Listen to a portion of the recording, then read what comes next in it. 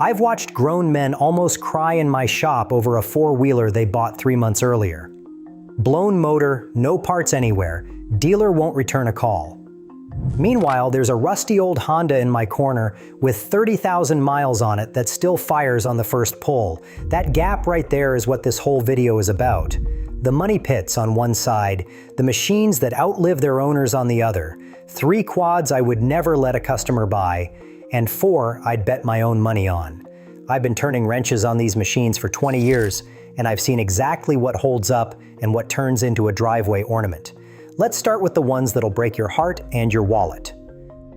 Worst number 1, the cheap, no-name import quads. You know the ones. Brand names like Tao Tao, Coolster, Roquetta, $2,000, brand new, shiny plastic, looks like a real four-wheeler from 10 feet away. But here's the problem. None of these companies actually build their own engines. They all bolt in the same generic little 110 clone motor, the same one that shows up under a dozen different badges. So when it breaks, and it will break, you cannot walk into a shop and order a part by make and model. Guys are literally matching photos and measuring bolt holes, trying to find something that fits. I had a dad bring me his kid's import quad. The motor was cooked at 1,100 miles, and I could not get a piston for it to save my life. On the safety side, it's worse. Federal safety regulators have recalled brand after brand of these things for stuck throttles, footwells that get hot enough to burn a child's leg, and missing brakes. Last year, a 6-year-old boy died in a crash on one of these little quads, and almost 5,000 of them were out there. A real four-wheeler from a real manufacturer comes with a safety plan and rider training baked in. These imports skip all of it. Now, I'll be fair. A couple of the bigger Chinese brands are finally building their own engines and standing behind them, and those are a different conversation. But the no-name stuff, a badge nobody's heard of, and no dealer within 300 miles, that's a hard pass every time. So no, I don't care how cheap that shiny plastic quad is. I will never tell you to buy one. Now that one's easy to spot because it's cheap. This next one fools people because it's fast, it's expensive, and everybody wants one. Worst number 2. The Can-Am Outlander 800, the models from 2007 through 2015 with that Rotax Vi twin. And I already know the comments are coming because people love these machines. They climb anything, they look mean, they've got real power. But that front cylinder is a time bomb. The early 800s left the factory without a proper oiling groove on the front piston, and that front jug runs hotter than the back one. So the piston skirt cracks, the rings let go, and you get that ugly piston slap knocking away. I've heard it start as early as 700 miles. 700 on a machine somebody paid 10 grand for. On top of that, the 2006 through 2008 V-twins have a timing chain and plastic guide problem. The guide wears out, the chain jumps, the valves kiss the pistons, and now you're into a full engine. The drive belt burns up the second you get it wet. The CV boots tear constantly, and it overheats into limp mode on a hot day. Can-Am even had to recall a batch of these for a power steering shaft that can crack clean in half. Loss of control on a machine that already runs hot and eats belts. And the only real cure for that soggy belt is a snorkel kit that lifts the intake up high, which pretty much tells you where they should have put it in the first place. So let's add it all up. A do-it-yourself top-end kit runs about $850 in parts. An independent shop rebuild, $1,500 to $2,500. Take it to the dealer and you're looking at $4,000 and up. That is a lot of money to keep a fun quad breathing. I'm not saying it isn't a blast, I'm saying it will bleed your wallet dry. But if you want the one that actually shocked me, the one with a paper trail a mile long, keep watching. Because this next brand didn't just build a few bad machines, it got fined more than any company in the history of the Federal Safety Commission. Worst number 3, the Polaris Sportsman and Razor from the fire recall years, roughly 2013 through 2017. Polaris is one of the biggest names in the game, and I'll give them credit. That old carbureted 500 high output engine is a genuine tank. But then you get to the fires. Oh man, the fires. Polaris recalled somewhere around 450,000 vehicles over what they politely called heat problems. Translation, they caught fire.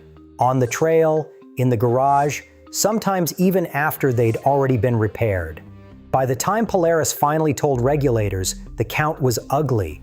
There were around 150 fires on record, plus burn injuries, 10 acres of scorched land, and a 15-year-old passenger who died. Regulators hit them with that $27.25 million penalty, the largest that Safety Commission had ever handed out. And the part that really gets me is that it didn't stop with the old models. Polaris was still pushing fire recalls years later, tens of thousands of newer machines, for wiring that rubs through and fuel pumps that let go. When a company keeps making the same mistake this many times, it starts feeling like a pattern. And the Sportsman 850 and 1000 racked up close to 800 reports of warped, melted, and burned side panels. Here's my take, and some of you are going to fight me on it. I would rather hand a customer a 20-year-old Honda with a carburetor than a used Polaris from these years with an unknown history. If you do buy one, run the VIN through Polaris's own recall lookup before you hand over a single dollar, and make sure every fire recall was actually completed. The engine can be great. It's everything wrapped around it I don't trust. All right, enough doom for one video. Let me flip this around, because for every money pit out there, there's a machine that'll outlast the guy who bought it. Here are the 4 I actually trust. Best number 1, the Honda 4Trax 300, built from 1988 to 2000. This is the one I point people to when they tell me they just want something that starts every single time. Honda sold more than 530,000 of these. It's the best-selling four-wheeler ever made, and there's a reason. 282 air-cooled single. No radiator, no water pump, which means 2 of the biggest things that fail on other quads simply aren't there to fail. Shaft drive, a low granny gear for pulling, and a Kickstarter for when the battery dies deep in the woods. I have watched one of these get fully submerged in a creek, get drained out, and fire right back up. The 1988 through 1995 models built in Japan are the cream of the crop. If you go shopping for one, the earliest ones from 88 to 92 actually make a hair more power before all the emission stuff came in. Just throw it in reverse to make sure that works, and feel how the shifter moves, because a worn-out shift mechanism is about the only thing that'll ever give you grief on these. It's not fast, and the ride is a little rough, I won't lie to you, but a clean one still sells for real money today, decades later, and that tells you everything you need to know. When a machine holds its value like that after 25 years, it's because it earned it. If these picks are saving you from a bad buy, tap subscribe. I put one of these out every week, breaking down what to grab and what to run from. Now let me put you on to my next pick. Best number 2. The Kawasaki Bayou 300. This one flies under the radar, and dollar for dollar, it might be the smartest used buy on this whole list. They ran this thing basically unchanged from the mid-80s all the way to 2004, and there is a reason they never messed with the recipe. They built it in a couple of sizes too, the 220 and the 250 for lighter work. But the 300 is the sweet spot, with the 4-wheel drive and just enough grunt to actually earn its keep on a working property. You get a simple air-cooled engine, a 5-speed with a super low granny gear for pulling, and a build so basic there is almost nothing on it to break. No fancy electronics, no liquid cooling system waiting to spring a leak on you. I've got a customer who runs one on his property hauling feed and mending fence. He bought it used for next to nothing, and the thing just refuses to quit on him. If you want a little more muscle, the bigger Kawasaki Prairie is the liquid-cooled brother worth a look too. But there is one thing you have to stay on top of with the Bayou.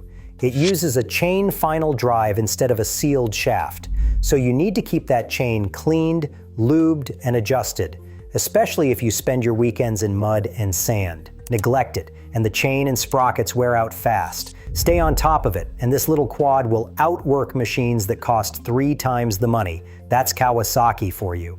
Now let me hand you 2 more from a brand people forget even makes 4-wheelers. Best number 3, the Suzuki Sleepers, the King Quad 750, and the little Eiger 400.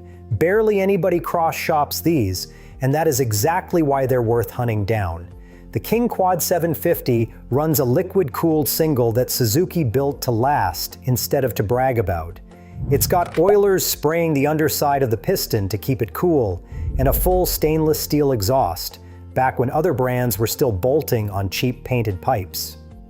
Owners run these 10 years on nothing but gas, oil, and brake pads. But the real hidden gem is the Eiger 400 from the early 2000s. The ranchers who own them swear it's every bit as tough as a Honda, some say tougher, and it came with an automatic back when the Hondas didn't. One thing to check though, on the Eiger, the flywheel magnets can come unglued and take out the stator. Suzuki put out an updated flywheel to fix it. So if you find a clean Eiger, ask if that flywheel has been done, and you might just drive off with one of the most overlooked quads on the whole used lot. I've seen Eigers with 15, even 20,000 miles on them still pulling strong.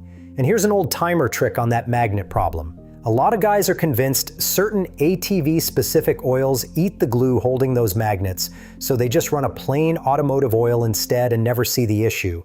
The only real downside is the thin dealer network and the skinny parts shelf. Still worth every penny. Best number 4, and I saved this one for last because it comes with the biggest gotcha on the whole list.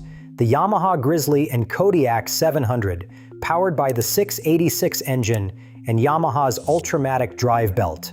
That combo is the gold standard. That Ultramatic belt setup just soaks up abuse and keeps on going, and these engines cross 10,000 miles without breaking a sweat. And it's not just the 700s. The older Grizzly 660 and the Kodiak 400 and 450 are the same breed of workhorse, dead simple and hard to kill. But there's a nasty surprise buried in these, and it's where Yamaha lost some of my respect. For the 2016 through 2018 model years, Yamaha quietly pulled that proven 686 and dropped in a 708 engine that was actually built by Subaru, and that Subaru motor burns oil. Owners saw blue smoke on startup and watched the oil drop below the dipstick in as little as 50 to 165 miles. And how did Yamaha handle it? It wasn't a public recall, just a quiet notice buried in the dealer paperwork. A free fix, sure, but only if you knew to ask, only within a certain VIN range, and only for a few short years. Plenty of owners never got the memo and paid out of their own pocket. Yamaha went right back to the 686 after 2018, which tells you they knew exactly what they'd done. So if you're eyeing a 2016 to 2018 Grizzly or Kodiak, make sure that top end was already replaced under Yamaha's fix. And know this going in, that free fix window has likely closed on most of these by now, so if it wasn't already handled, you're the one footing the bill, get the good engine, and you've got a machine that'll outlast your truck. So there's my list. If you take one thing away from all this, keep it simple. On a used four-wheeler, boring beats flashy almost every time. The plain air-cooled Hondas and Kawasaki's, the sleeper Suzuki's, the right Yamaha engine. Those are the machines still running long after the fast, fancy ones are sitting in pieces behind the shop. Buy the tool, not the toy. And before you spend a dime on any used quad, go watch my video on how to make your four-wheeler last past 3,000 hours without a single major repair. Skip it, and you could be the next guy pushing a dead machine back up onto the trailer.